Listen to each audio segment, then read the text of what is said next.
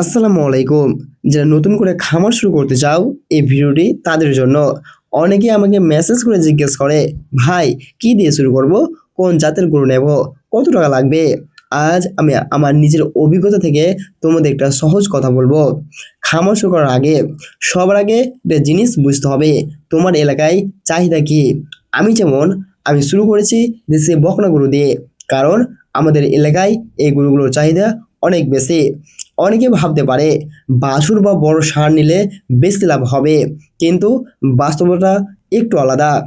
আমাদের এলাকায় বকনা গরুর ডিমান্ড বেশি, তাই আমি সেটাই বেছে নিয়েছি। কারণ খামার মানে শুধু গরু পালন না, খামার মানে হচ্ছে ব্যবসা। আর ব্যবসা সবচেয়ে গুরুত্বপূর্ণ হলো কাস্টমার কি চায়। অনেকে আমাকে বলেছে, ভাই ভালো জাতের বিদেশি গরু নাও, ওগুলো মোটা হবে, দেখতে সুন্দর হবে। কিন্তু আমি একটা কথা সবসময় মনে রাখি, যদি গরু সুন্দর হয় কিন্তু বিক্রির সময় কাস্টমার না পাও, তাহলে সেই গরু দিয়ে কোনো লাভ নেই। তাই আমি বলবো, যে জায়গায় যেটা চলে সেটা দিয়েই শুরু করো। এখন টাকার কথা বলি। অনেকেই ভাবে একসাথে অনেকগুলো নিয়ে বড় কিছু করব, কিন্তু এটা ভুল সিদ্ধান্ত হতে পারে। শুরুতে ছোট করে শুরু করো, 2টা বা 3টা গরু দিয়ে। কারণ তুমি তখন শিখবে কিভাবে খাওয়াতে হয়, কিভাবে যত্ন নিতে হয়, কত খরচ, কত পরিশ্রম লাগে। ধীরে ধীরে তুমি নিজেই বুঝে যাবে এই কাজটা তোমার জন্য কতটা কঠিন। আমি নিজেও শুরুতে অনেক কিছু জানতাম না, ভুল করেছি, শিখেছি, আবার চেষ্টা করেছি। কিন্তু একটা জিনিস কখনো ছাড়েনি, ধৈর্য।